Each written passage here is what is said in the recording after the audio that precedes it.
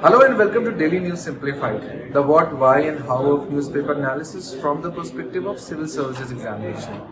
Today we have taken up Delhi edition of the Hindu newspaper dated 10th of May 2023. The articles that we shall be covering have been displayed on the screen. Let us now begin the discussion. So the first news that we have taken deals with a very important aspect that most of us have gone through on an everyday basis, and that is corruption. And it is not directly related to the heading of the newspaper, but if you see the campaigns in elections, they are more often than not centered around the issue of corruption. So for example, in this case, the election of Karnataka, the main argument of the Congress party throughout the campaign has been the massive levels of the corruption under the BJP rule regime in Karnataka. Now, whenever we hear the word corruption, we directly understand it to be an act of bribe giving or bribe taking. These are the two aspects which come to our mind. But we need to understand that corruption is much more wider than just giving bribe or taking bribe. Apart from that, if we just understand or analyze or try to investigate the matter of corruption, and we think why a public servant is liable to be corrupt, the only reason that comes to our mind is that because that person has authority. And this sense of authority combined with British legacy enables that person to pursue corrupt practices. But we need to understand that as far as the causes for corruption are concerned, it is much wider than just a British legacy, and it is connected to economic, it is connected even to our political system. And when it comes to the impacts of corruption, we feel that corruption just has an impact on the public service delivery. But we need to understand that apart from service delivery, it is directly connected to the productivity of the economy, it is connected to inequality, it is connected even to the environment. And so what measures that we can take to reduce the corruption is also very important, and all of these points put together form the part of both GS paper 2 as well as GS paper 4. For example, if you look at the GS paper 2, important aspects of governance, transparency, accountability, all these are nothing but ways to contain corruption in a society. If you look at GS paper 4, probity in governance, transparency in government, right to information, code of ethics, code of conduct, citizens chartered, again these are the mechanisms which have been devised to contain corruption. And finally, you have in the syllabus challenges of corruption. And so for that, you need to understand the multidimensionality of the corruption.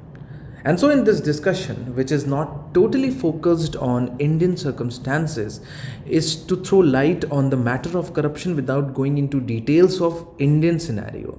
Because if you understand these general points, you will be able to apply these points in your answers both in GS paper 2 as well as in GS paper 4 by contextualizing these points to Indian circumstances. So we are going to understand what are the different kinds of corruption. And so we'll begin the discussion by first defining corruption and trying to understand what are the different ways of corruption. We'll go into the causes, we'll go into the impacts and measures which are generally recommended by the World Bank in order to contain the corruption. So let us now begin the discussion. And so basically, in one line, if we have to define corruption, it can be summarized as abuse of power or position for personal gain, which typically, but not always, involves bribery or dishonest behavior. It involves the use of one's public or private office for personal benefit or the benefit of a group to which one belongs, rather than for public interest or common good. And so you can see that when it comes to abuse of power, private interest has to be kept above and beyond the public interest. And so if I am an official in charge of determining a scheme policy and overriding the rules, if I overwhelmingly favor people belonging to my own family or my friends, then it is a part of corruption. And so any bypassing of a rule which is enabled through abuse of power, which gives way to personal gain, is categorized as corruption. And so if you look at corruption, corruption is just not limited to bribery, which is the act of dishonestly persuading someone to act in one's favor by a payment or other inducement. So for example, we can always pay a police inspector to make an investigation report in our favor, or also we can pay an officer to get a work done in our favor or in our family's favor. But it's just not limited to bribery. If you look at another term, embezzlement is about stealing or misdirecting or misappropriating funds or assets placed in one's trust or under one's control. And it is a direct stealing of public fund. So for example, let's say 100 crore of fund has been allocated to your district for the construction of a highway. And if I am the in charge of that project and I ensure that the highway is constructed only in 50 crores, rest of the 50 crore goes into my pocket, that is embezzlement. Then another term is fraud, which is the act of intentionally and dishonestly deceiving someone in order to gain an unfair or illegal advantage, which could be financial, which could be political or otherwise as well. And so what has happened in the case of national banks is a case of fraud. The likes of Mehul Choksi's and Nirav Modi's have defrauded the Indian banking system. The another form of corruption is collusion, where an arrangement between two or more parties which is designed to achieve an improper purpose, including influencing improperly the actions of another party. So for example, multiple parties collude to put pressure on, let's say, Chief Election Commissioner. That is a case of collusion. And then of course you have extortion, which is the act of impairing or harming or threatening to impair or harm any party or property of the party to influence improperly the actions of a party. So when people in authority try to use their power to put pressure on private citizens to do something, that is extortion, the same way people are extorted by the mafias. So now that we have understood what corruption is, it is important for us to delve into the causes of corruption. And while no one can deny the fact that corruption has been around for thousands of years, but in recent years it has attracted increasing attention. Now, does the attention reflect an increasing awareness or an increasing scope of the problem? Probably corruption has increased in recent decades. And because corruption is a phenomena with many faces, it is characterized by a range of economic, political, administrative, social and cultural factors. We have to go and dwell deep into the causes in order to understand why corruption is increasing so much in last 40 to 50 years. And this is not specific to India, this is happening across the globe. And one of the causes of corruption is known as principal agent problem. A principal agent problem exists when one party to a relationship requires a service of another party, let's say in this case government, but party A lacks the necessary information to monitor B's performance. And this information asymmetry that arises because the agent has more or better information than the principal creates a power imbalance between the two and makes it difficult for A to ensure the B's compliance. So for instance, public servants or elected officials may be able to abuse their public office to secure private rents in exchange for public services because members of the public cannot hold them accountable, and that is why you need right to information in order to extract that information, because it is understood that left on their own, people from the public will not have the power to hold the government accountable, because government not only has power to act, but it also has the power to withhold a lot of information.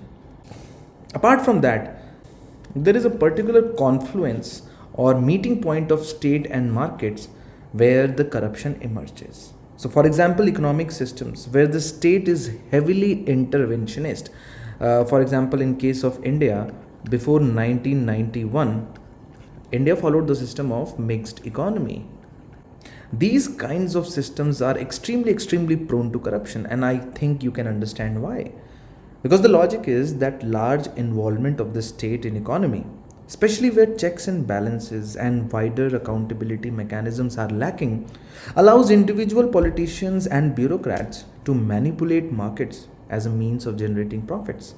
So for example, just imagine the situation in India before 1991. Most of the sectors of economy were under the regulation of the government. And to put it in the most simplest sense, If you have to open a factory, you will have to take the permission from the government. If you have to, let's say, increase the production, permission is required. If you have to reduce the production, then also the permission of the government is required. If you have to reduce the number of employees, the permission was required. Now, all these avenues are nothing but the avenues of corruption, because you will have to gain the permission from a bureaucrat. You will have to pay some fixed amount of money to them so that they are approving your each and individual action. So although all actions will be done by the government or their officials, but they will be done only after you pay certain amount. That is not the case with free market economy, where most of the sectors are outside the purview of the government. And so all those systems where the government has intervened in the market, where the government keeps a control on the market, will see the higher levels of corruption as compared to the free market economies. Similarly, high level of corruption is also ensured or also a result of weak institutions. What are weak institutions? The institutions which are not independent. So for example, you would have an auditor which will not be immune of executive. You will have an election commission which is not able to conduct free and fair elections. You will not have an ombudsman which is free and fair from the executive. For example, what we have tried to build in form of Lokpal to carry out independent investigation and prosecution for the cases of corruption from public officials. So you can see, not having these in most cases gives rise to corruption with impunity. And last but not the least, the factor of electoral competition or politics. And this is one of the biggest demerit of pluralistic systems or multi-party systems. So overall, plurality systems like that we have in India are obviously more candidate-centered, which tends to provide greater incentives for politics based on allocation of patronage. So for example, a public official or a leader of a political party will go to the public and say, you do this, that and that for me, and then I will appoint person A to the position A, person B to this position, and person C to that position. So the power to control appointments to office or the right kind of privileges being extended to a particular group is patronage, to act as a patron, to distribute resources like licensing of mines.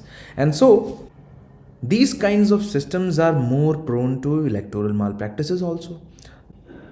And as we have seen through criminalization of politics, use of vote bank politics, all that has resulted into increase in corruption.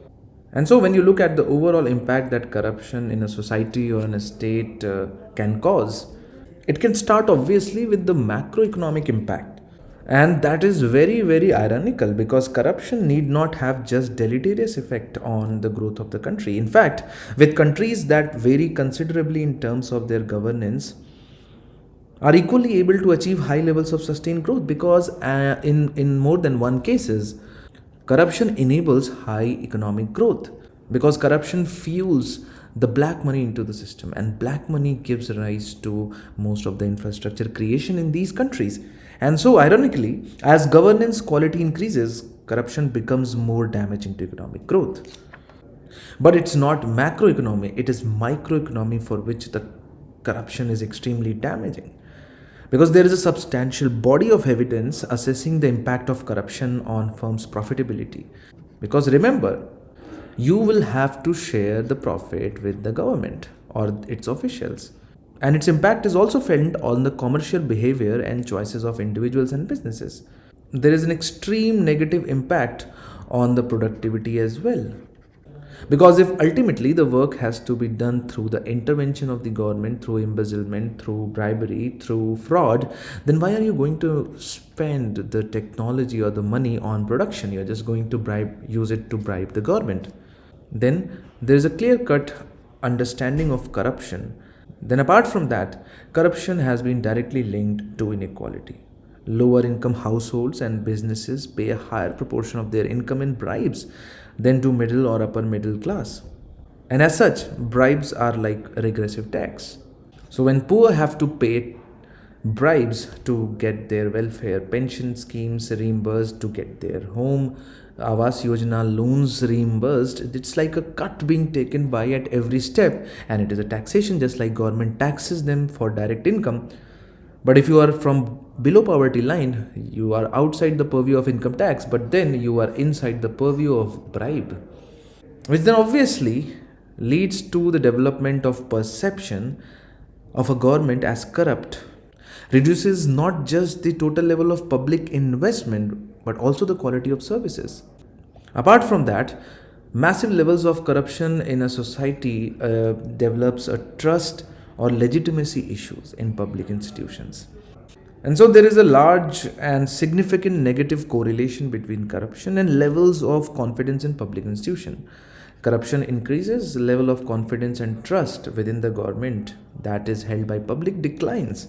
And so, as the trust declines, you can see that, of course, it is giving rise to political instability. And that is why it is very, very important for the government to act not just on substantive issues of corruption, but also on perception level. And finally, something which is not that evident is the relationship which corruption has with environment. Because corruption leads to worsened environmental outcomes such as increased emissions, increased depletion of natural resources, and trafficking in illegal or highly regulated environmental products like wildlife and wood. So you can clearly see that there are so many negative impacts of corruption, and just not limited to governance or economy. It extends to moral dimension as well as environment as well. And so what we can do, or what any government or state can do to improve the situation. And so these are the broad set of steps that can be taken. And the first one, of course, is public financial management. So for example, public expenditure tracking or budget tracking reduces the, of course, reduces leakage from the system. A massive avenue of corruption is procurement. Procurement is the next avenue for reforms. And of course, the reforms in procurement system, for example, transparent bidding, can lead or can be effective at reducing corruption. Then the role of supreme audit institutions cannot be over exaggerated. I mean, SEIs carry out audits on the government accounts to ensure the proper and effective use of public funds, proper execution of administrative activities. So for example, an institution similar to CAG and SAIs have been found to be more effective at reducing corruption compared with other anti-corruption institutions such as anti-corruption authorities. Then direct anti-corruption interventions are also very, very important. So for example, anti-corruption authorities, which are not very effective in curbing corruptions, but if they are made independent of the executive, then they are very, very effective. Apart from that, national anti-corruption strategies have also been found to be effective. So for example, designing and implementing these effective policies have been found to be very prudent in countering corruption. Then an aspect of social accountability should also be discussed. Social accountability mechanisms which are intended to these are mechanisms which are intended to enable citizens to hold public institutions accountable in ways other than traditional vertical channels like elections, and horizontal channels like legislatures, courts, and institutional checks. So you do have a check on executive through elections where public can replace them, but it happens only in 5 years. You have, if Council of Minister loses the confidence of Lok Sabha, you can replace that. So through legislature also there is a check, but it is not as effective as the continuous public scrutiny through social accountability mechanism or through social audits, which is what India has been implementing in flagship schemes since last decade. Another form of social accountability comes through the free media. Free media is very, very important And that is why it has been considered as one of the pillars of democracy. And then, of course, no one can undermine the importance of civil services reforms. So, factors accentuating or increasing corruption include proliferation of opportunities for corruption linked to economic growth, lack of focus on integrity in recruiting, training, appraising, and promoting civil servants. And so, if focused on all these issues, civil services, instead of being facilitator of corruption, can become one of the biggest roadblocks to corruption. So the next news item that we have taken deals with the relationship which Delhi shares with the central government, and this position is quite unique. This position is unique because Delhi, after all, is a union territory, and it is just not a union territory, it is a union territory with a council of ministers headed by a chief minister. And because of this, accountable government is what differentiates Delhi from other union territories, because it gives it an element of state-like features, a state like Uttar Pradesh, Tamil Nadu, Karnataka, Punjab, which have much more autonomy under India's federal structure. Because when you elect a council of minister, then you expect the council of minister to work for people, and you expect the lieutenant governor to work according to the aid and advice of the council of ministers. But because it is a union territory, it should be ultimately governed by the wishes of the central government.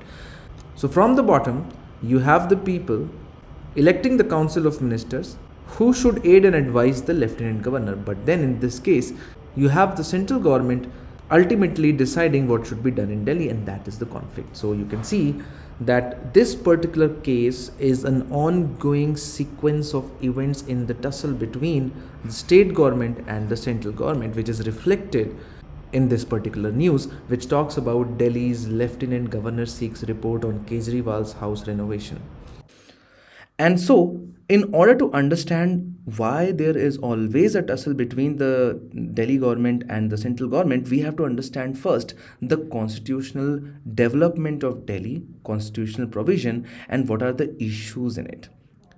Also, there has been an amendment to the NCT of Delhi Act in 2021 that also has to be understood as to why the central government brought that amendment.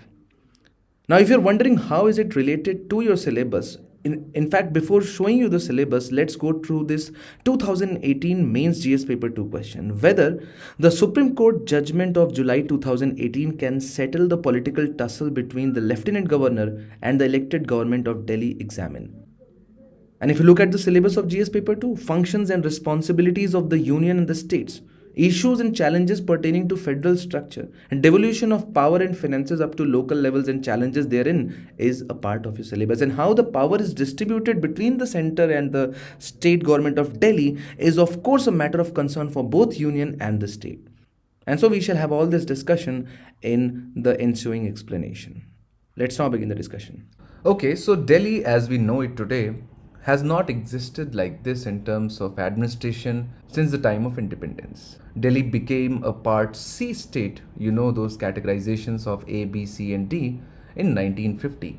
Then in 1951, for a very brief period of time, Legislative Assembly was created with an elected CM. But that lasted only for 5 years, because all of us know that in 1956, States Reorganization Act reorganized the whole country, and in that process, Delhi became a union territory to be administered by an administrator who was appointed by President. And so, Delhi began to be directly administered by the central government, and this continued for a very long time. Although some form of representative local government was provided to Delhi in 1966 in form of Delhi Administration Act 1966, which provided limited representative government through creation of metropolitan councils. That has continued even now. And so, finally, the current arrangement started in 1991 when 69th Constitutional Amendment Act, which was based upon Balakrishnan Committee report, again created representative form of government in Delhi through creation of Legislative Assembly and Council of Ministers to aid and advise the Lieutenant Governor. So what is the constitutional scheme of Delhi? We know that various parts of the Constitution of India deal with various aspects of administration of the country. So for example, Part 5 deals with the Union, Part 6 deals with the states, deals with the Union territories, and as you can see, Article 239AA Article 239 AA, carries special provisions with respect to Delhi. And so, there should not be any particular doubt in your mind whether Delhi is a state or a union territory. Delhi is a union territory with legislative assembly and with elected council of members to aid and advise the lieutenant governor, just like Pondicherry. Whereas all other union territories do not have an elected council of minister headed by a chief minister, and they do not have a legislative assembly as well. So what are the provisions of Article 239 AA, which was inserted through 69th Constitutional Amendment? So first and foremost, it granted special status to Delhi. Why was it special? Why is it called a special status? It is called a special status because despite being a union territory which is supposed to be directly administered by the central government, it was provided with legislative assembly and council of ministers. And just like legislative assemblies of all the states are empowered to make laws on state list matters and concurrent list matters, even the legislative assembly of Delhi was empowered to do so, except on three important matters: public order, police, and land. And this has been the root cause of the problem between the Delhi government and the central government. Because whenever a party comes to power in Delhi which is different from the party commanding the power in the central government, it always leads to conflict, because public order, police, and land are one of the key and important aspects of governance. If a state government does not have police under their hands or the land under their hands, they will not be able to fulfill a lot of needs of the local residents. And that is where, when the confrontation first emerged, when the Aam Aadmi Party came into power in Delhi, they went to the Supreme Court, and Supreme Court decided the matter. And Supreme Court came up with its judgment of Government of NCTD versus Union of India 2018, in which the Supreme Court first and foremost ruled that since Delhi was a union territory, all powers lay ultimately with the central government and not the elected government of Delhi. And so, it was a big boost to the claim by the central government, because after all, this is what central government had been saying past many years. But there were other aspects to the judgment as well, which is very relevant for us to be understood. So apart from reinstating the claim of the central government, Supreme Court observed many things, and it issued a form of principles in order to ensure the better governance and efficient administration of the Delhi. It said that Delhi government has powers in all matters except public order, police, and land. And so the LG would be, or the Lieutenant Governor of Delhi would be, bound by the aid and advice of Council of Ministers, just like all other governors, except on those matters which are mentioned in the public order, police, and land. So if the government comes up with some initiative in health and education, the Lieutenant Governor should have no problem and should usually approve that initiative. But if an initiative or a law deals with police or land, Legislative Assembly and Council of Ministers cannot do anything about it. But apart from this, the only exception to this rule is a proviso mentioned in Article 239 AA, which allowed the LG to refer to the President any issue on which there was a difference of opinion with the Council of Ministers. In such a case, the LG would be bound by the President's decision. Now, this difference of opinion can be related to police, public order, and land, but they can be with respect to various matters, and this is where the main problem starts. Since the Lieutenant Governor can have issues in any of the fields under the matters of Legislative Assembly and Council of Ministers, he or she can refer any matter literally to President, which then ultimately will be decided by central government. And so this created a big problem. And so on all the matters where LG and Council of Ministers have differing opinion, neither LG nor COM can decide on their own, but that matter has to be referred to President. And so you can see that this particular judgment did not do anything exceptional to help solve this complicated situation. And that is why the Government of India came up with Amendment to the GNCTD Act 1991, which is known as Amendment Act 2021. And government gave two very specific reasons to come up with these amendments. The government said that there was no structural mechanism within the 1991 Act to ensure time-bound implementation of the rules of the Act. And also, the law gives no clarity about what proposal or matters need to be taken up with the LG before issuing an order. And so there was a time that these two things needed to be clarified. And so this particular amendment brought two important changes to the Act. First, the amendment says that the term government in any law made by the Legislative Assembly shall mean LG. Whereas, if you remember the 2018 judgment of the Supreme Court, it said the LG would be bound by the aid and advice of Council of Ministers in matters that were not directly under the control of LG. And the second important change which the amendment has made is that LG's opinion shall be obtained before the government takes any executive action based on decision taken by the cabinet or any individual minister. So now the LG's opinion has been made must even before the decision has been arrived at, and all the references to the government would mean references to the LG. So indirectly, all the powers are now being transferred to the Lieutenant Governor of Delhi. And that is why the Delhi government has again challenged these amendments in the Supreme Court. Apart from this, there are two other important aspects as well. For example, under the Amended Act, Legislative Assembly shall not make rule to enable itself to its committees to consider the matters of day-to-day administration of the capital or conduct inquiries in relation to the administrative decisions. Any of the rule made in contravention of this provision shall be void. So the Legislative Assembly cannot make any rules, and that is a big problem when it comes to the normal functioning of the Legislative Assembly. And finally, the LG will not assent to and pass on to the President for consideration of any bill which incidentally covers any of the matter which falls outside the purview of the power conferred on the Legislative Assembly. Which means that if LG feels that any of the upcoming draft bill has potential to impact either public order or police or land directly or indirectly, he will not give assent to that particular bill. This has now been explicitly mentioned. So now this has created a lot of problems, and there are a lot of issues with the Act. First and foremost, centralization of the power in the central government. The Act favors vesting real powers in the nominated LG rather than in the representative government. Then it undermines the representative form of the government. LG, who will now be the government, is under no obligation to implement any law passed by the Assembly or carry out the directions of the House, as he or she is not responsible to the Assembly. Then it also goes against the much touted cooperative federalism principle of the central government. At the same time, it is also going to create a lot of roadblocks for the Delhi government. The elected government of Delhi will have to wait endlessly for the LG's opinion without being able to execute their decision. And hence there are high chances that the government could become dysfunctional in Delhi. And apart from all the facts, the Act has been passed in haste without being referred to select committees and without proper debate. So the next article that we have taken has appeared on page number 10. DSE gives nod to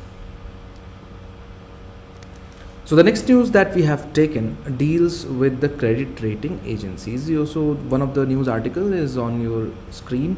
Fitch cuts India's GDP growth forecast for this fiscal to 6%. And so you will often hear news related to Moody's investor surveys. Then there is another agency by the name of Standard and Poor's. So these three are mainly the most important credit rating agencies which give ratings to the sovereign nations like India, which are sovereign independent. They also rate companies as well, and their ratings matter. But in order to understand these news articles, we need to understand few basic stuff about how credit rating is done. How does these private companies end up rating the credit worthiness of different countries? And what does investment grade means? What do you mean by non-investment grade? How is it beneficial for different countries as well as for corporates to know about a particular country's current credit rating? So first we will understand all these basic stuff. But it's not sufficient from the perspective of UPSC examination. There is something else we should know about these credit rating agencies, is the fact that whenever these credit rating agencies downgrade India's potential growth or downgrade India's investment grade, does it really matter? Because 2 years ago, these credit rating agencies put India into the lowest rung of investment grade. And Economic Survey had dedicated a complete chapter on that. And so we are going to understand that also, whether these investment grades matter a lot or not. Now, the definitions and other relevant material can obviously be found in the PDF, but here we would like to start with an example of a businesswoman sitting on a pile of cash and looking for investments, because everyone wants their investments to grow with time. But the problem is that rich people might not have an information about where to and how to invest. Because there are around 200 countries across the world and millions of companies across the world. And hence, it's simply not possible for people to keep an account of how each country and companies are performing. And hence, for investment purposes, they require specialized help. And there comes the role of rating agencies. Three of the world's most renowned rating agencies are Standards and Poor's, Fitch Ratings, Moody's Investors Service. Now, a credit rating agency is a private company whose purpose is to assess the ability of borrowers, either governments or private enterprises, to repay their debt. And to do this, these agencies issue credit ratings based on credit risk of the borrowers. So, a company rated high on Standards Poor's, either Fitch or on Moody's ratings, will mean that that particular company or country has a good track record of repaying the loans. And the current financial condition of that government or that company is also good. And hence, our rich businesswomen can take the data from these rating agencies and invest according to those ratings. So here different columns denote the ratings given by these three different rating agencies, whereas the rows denote the credit ratings.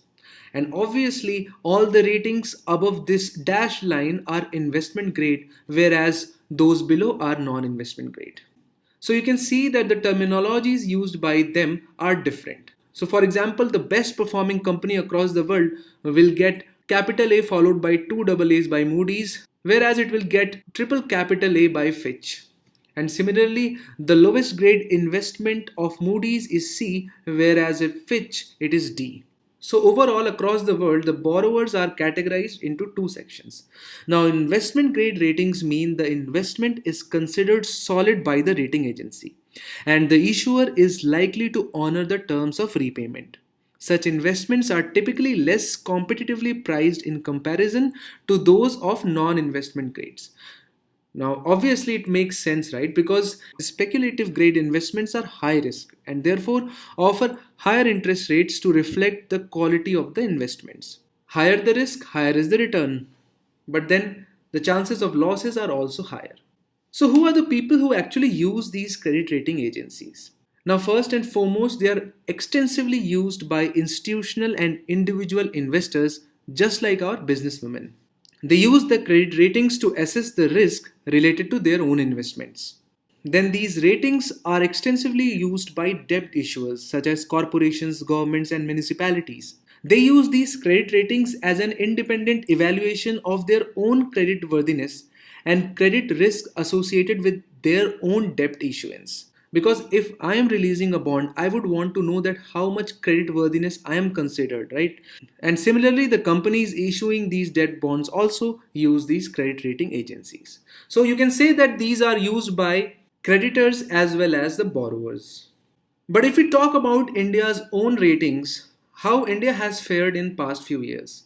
So Moody's has recently downgraded India to Baa3 status. And the outlook is negative, which means the direction in which India is expected to move is that of below. On Standards and Poor, India is rated as triple B negative, again with negative outlook. And again on Fitch rating, India is rated same as triple B negative, which means that India is just on the verge of being qualified as non-investment grade. And as soon as that happens, people across the world will be extremely hesitant to invest in India because then they will analyze the ratings and they will see India placed in non-investment grade. So in November 2019, the Moody's had changed its forecast about Indian economy from stable to negative, which means the trajectory of India is negative and going downwards. Now the question arises, why has Moody's downgraded India's sovereign credit ratings? Now, some people have argued that in the wake of COVID 19, India has been especially impacted, which has led to India's downgrade. But even prior to the pandemic, the GDP growth was declining. Then we all know that Indian government has not been able to meet the fiscal targets it has set for itself. And in the wake of COVID 19, our fiscal deficit is going to increase by massive amounts. Then in past 5 to 7 years, India has seen a lot of upheaval in financial sector, and this rising stress in financial sector has been one of the major causes of India's downgrade. And finally, weak implementation of economic reforms since 2017 and 18. You can see that a lot of things which were promised by the government did not turn out to be that way. For example, a major overhaul of our indirect system in the form of GST has still not shown its full effect, whereas various other kinds of reform in the agriculture sector as well as labor reform promised by the government have not been carried out by various state governments, and hence which has left a lasting impression on our ratings. So we can say that the credit rating of a country depends upon its GDP growth rate, the inflation scenario in the country, the balance of payment situation, its debt levels, and the levels of fiscal deficit of the government. And then finally, we should try to understand that once a country is downgraded by these rating agencies, what are the likely consequences? Now, the first is that rating downgrade means that the bonds issued by Indian governments are now riskier than before. In monetary terms would mean that Indian government will have to shell out extra money for the same amount of loans. And if you remember in the first slide, we discussed that how investors take the lead from these rating agencies. And hence a downgrade means that the foreign portfolio investment on which a lot of our economic development depends since last 2 decades could move out of the country. And then finally, if you recall, we are on the verge of being labeled as junk or speculative investment grade. And as soon as that happens, rest assured that there will be very few investors across the world who would still want to invest in our country, making it difficult for us to get the foreign capital. So this is it as far as the rating agencies are concerned. So sovereign credit ratings seek to quantify issuers or the debt issuers or the security issuers' ability to meet debt obligations. So when a country takes loans, investors want to know whether this country has the capacity to pay back its loan or not, because there are more than 190 countries in the world, and so not all are very famous. And so based on various parameters, mainly these three agencies, Standard & Poor's, Moody's and Fitch, come out with these ratings which are utilized by big investors who ultimately invest in government securities. And so when favorable, these can facilitate countries' access to global capital markets as well as foreign investments. If the country's ratings are good, that means that country will definitely pay back the loans, and if it is not good, then that means it is a risk, and so the amount of interest charged by the investor will be massive. In last 30 years, the only times that the sovereign credit ratings of the fifth largest economy has declined massively, China became the fifth largest economy in the world, that is in 2005, and finally when India became the fifth largest economy in the world. Whichever country occupies the fifth largest economy in the world gets AAA credit rating, which is very good. But only when China becomes the fifth largest economy, it gets A3 or BBB plus rating. When India becomes fifth largest economy, it gets even poorer BB minus or Baa3, which is just above the lowest investment grade. If your rating falls below this, these agencies advise investors not to invest because they think the countries would not be able to return that amount. And if you look at India's ratings in past 20 years, it has always been in B category, which basically means on the lowest pedestal in investment grade. One step down would devoid you of a lot of foreign capital.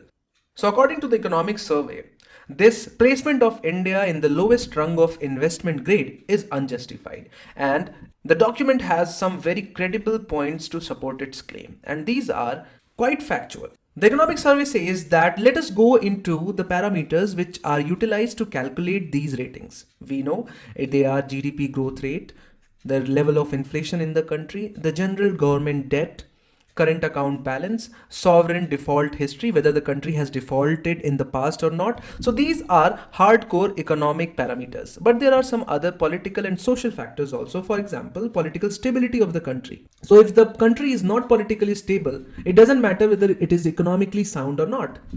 If there will be internal strifes or civil wars, the country would not be able to pay the loan. then the level of corruption, rule of law, and overall ease of doing business are some of the indicators which are utilized by these agencies. And if you look at India's performance on these ratings, India consistently has been one of the most rapidly economies across the world, while maintaining very low inflation rates. If we talk about general government debt, not only does India has very low foreign currency denominated debt of the sovereign, but also India is very comfortably placed as far as foreign exchange reserves are concerned that can easily pay for whatever small amount of foreign debt India has. Then India's current account balance is also low and it is not increasing with time. And one of the most important factor, India has never ever in its history has defaulted on the sovereign debt, which is kind of an indication of willingness of the country to repay the loan, and no one can raise question over that. Similarly, no one can question the stability of India's political system, although there are some issues on the levels of corruption, but that has never mined India's stability. Similarly, India's rule of law is unquestioned, and we can see the constant improvement India is making on ease of doing business.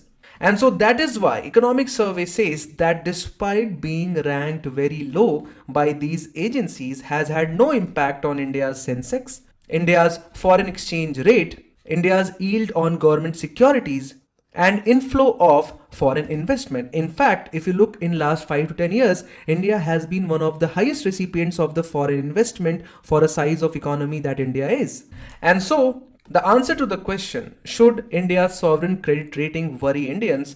According to the economic survey, it is a big no. So from the perspective of prelims as well as mains examination, the question whether India's sovereign credit rating reflects India's fundamentals or not, and if not, why not, is an important one. Also, these parameters should be kept in mind from the perspective of prelims examination.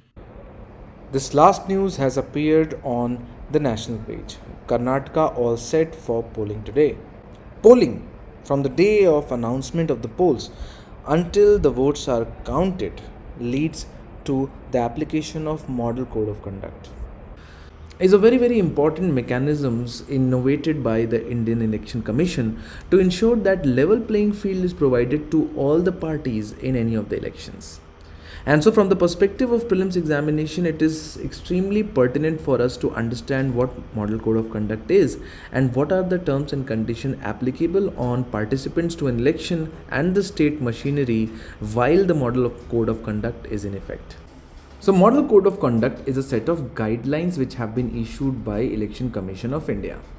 And it is basically for the conduct of political parties and candidates while the election is on, which means that it is applicable from the day of announcement of the schedule of Election Commission or schedule of the elections by the Election Commission. So yesterday, if Election Commission announced the schedule of, let's say, a state C, the model of conduct will come into force just yesterday evening.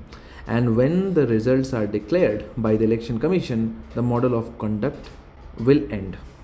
So basically, it is applicable on state machinery to provide level playing field to all the participants to the election, and it is applicable on all forms of state machinery, which we'll see pretty soon.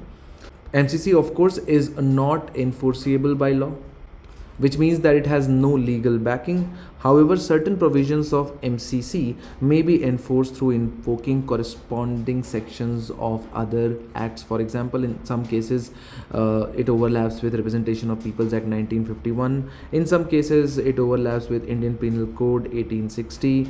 And so, there is no particular separate law for the enforcement of Model Code of Conduct, but it mainly depends on Election Commission how it chooses to enforce various provisions of Model Code of Conduct. So what are the provisions of Model Code of Conduct? First and foremost, there is a complete ban on transfer and posting of government officials. Ministers cannot summon government officials. The government cannot advertise at the cost of public exchequer. So if party A is in power, they cannot advertise on behalf of the government. They have to use party funds for that. No appeals can be made on the grounds of religion. There is complete prohibition of canvassing within 100 meters of polling stations.